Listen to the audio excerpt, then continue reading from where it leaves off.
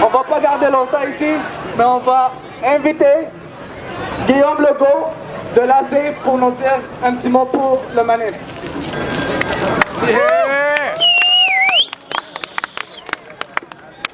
Merci de nous faire l'honneur collectif de vous présenter aujourd'hui en si grand nombre pour témoigner votre solidarité avec le peuple palestinien, mais particulièrement avec toutes les personnes opprimées de Gaza qui vivent la terreur en ce moment.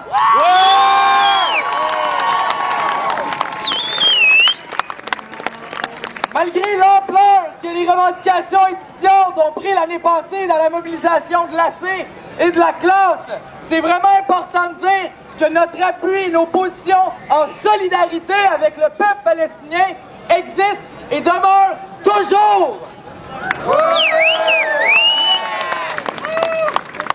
À vrai dire, les récents événements peuvent juste nous motiver à mettre encore plus d'emphase sur l'appui et la solidarité avec le peuple palestinien. Dans la semaine à venir, on espère beaucoup voir sortir de la semaine de solidarité internationale, dont plusieurs associations étudiantes ont voté la grève, née à des actions en solidarité, mais aussi des manifestations et plusieurs trucs à venir. On en appelle à tous les étudiants et à toutes les étudiantes.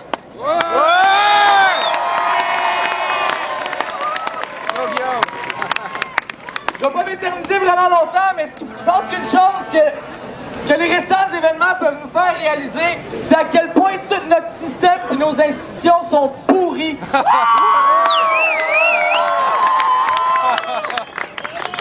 La farce médiatique nous répète sans cesse les mêmes absurdités. Les médias nous disent sans cesse que le peuple israélien a le droit inaliénable qui prévaut sur le droit du peuple israélien à la souveraineté nationale. Et ça, c'est inacceptable.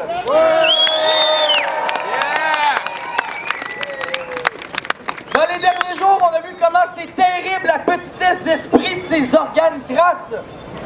Comment ils peuvent ne pas remettre en question les gestes de l'État d'Israël? Comment ils peuvent n'en exposer qu'une si petite partie?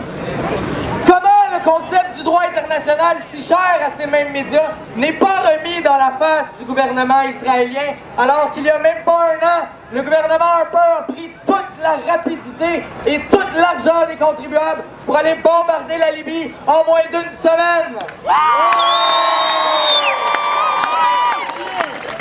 Comment ces mêmes personnes peuvent traiter le peuple palestinien de seul et unique responsable de leur propre persécution? On a le droit de se le demander. Alors que la Palestine n'a ni armée, ni technologie de guerre avancée, comment on peut leur jeter la faute sur le dos? C'est ça les questions qui devraient sortir dans le débat public.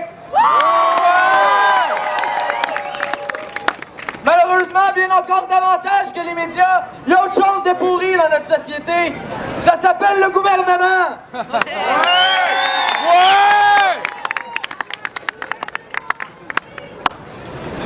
Quand on regarde avec quelle vitesse et quel empressement le gouvernement fédéral appuie sans espèce de discernement des sanctions contre le gouvernement iranien au nom du droit international, comment peuvent-ils rester muets devant les atrocités commises par le gouvernement israélien?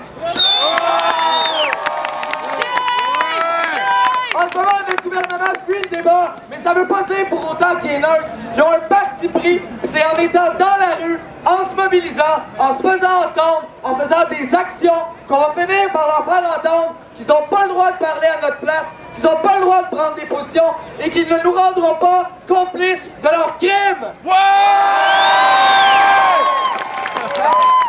La force de la mobilisation de l'an dernier, c'est de démontrer qu'unis dans la rue, on est capable de faire de très grandes choses. Alors si ça peut nous inspirer, ce serait vraiment cool qu'on soit capable de dépasser les frontières de la solidarité étudiante et d'étendre ça à la solidarité internationale.